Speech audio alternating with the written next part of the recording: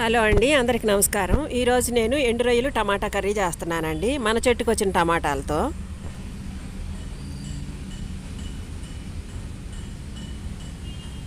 50 గ్రాములు ఎండు రొయ్యలు తీసుకున్నానండి. ఇవి వేయించానండి. వేయించడం వలన తలలు తోకలు ఊరకే పోతాయండి. ఈ వేడి నీళ్ళతో కడిగి తీసుకొస్తాను. చెట్టు టమాటాలు 5 తీసుకున్నానండి. కరివేపాకు, చింతపండు ఉసిరికాయ సైజు అంతా నానబెట్టి పెట్టుకున్నాను. కారం అండి, ఉప్పు, పచ్చిమిరపకాయలు, అల్లం వెల్లుల్లి పేస్టు, ధనియా పౌడర్, పసుపు, జీరా పౌడర్ అండి, 3 పెద్ద ఉల్లిపాయలు అండి. ఇవన్నీ శుభ్రంగా కడిగి కట్ చేసి తీసుకొస్తాను.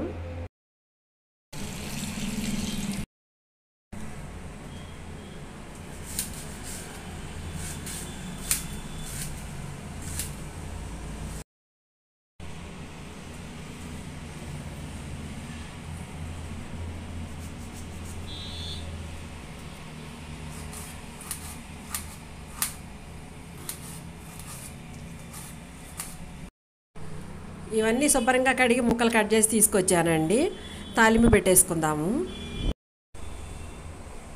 ఈ గంటితో 2 గంటలు ఆయిల్ తీసుకున్నానండి. ఇప్పుడు ఉల్లిపాయలు వేసి వేయించుకుందాము.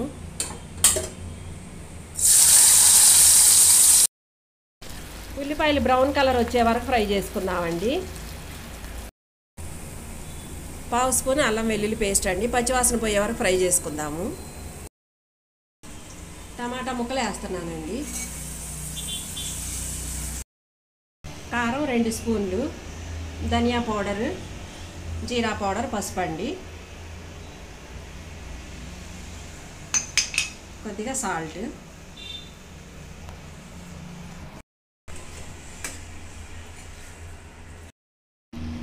రొయ్యలు వేసేస్తున్నానండి. ఇవి కూడా బాగా ఉడకాలండి. టమాటా ముక్కలు కూడా మెత్తగా అయిపోవాలండి.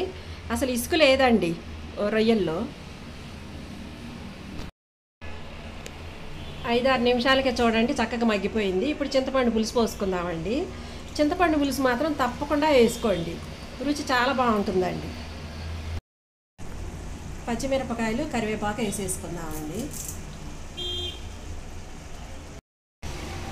నీరు కొంచెం దగ్గర పడే వరకు మూత పెట్టి మగ్గించుకుందామండి, ఒక 5 నిమిషాలు. ఎండు రొయ్యలండి వేడి నీళ్ళతో కడగటం వలన వాసన అస్సలు రాదండి.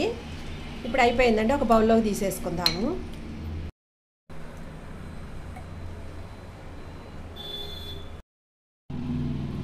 ఎప్పుడైనా దోసకాయ ఎండు రొయ్యలతో కూడా చేసి చూపిస్తానండి. వంకాయలో వేసుకున్నా కూడా చాలా బాగుంటుందండి. ములక్కాయలో, ఎగ్గలు దేనిలో వేసుకున్నా కూడా రుచి చాలా బాగుంటుందండి ఎండు రొయ్యలు.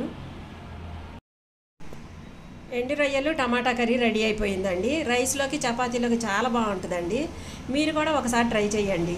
మీకు నచ్చితే మాత్రం తప్పకుండా లైక్ చేయండి, షేర్ చేయండి, సబ్స్క్రైబ్ చేయడం మాత్రం మర్చిపోకండి.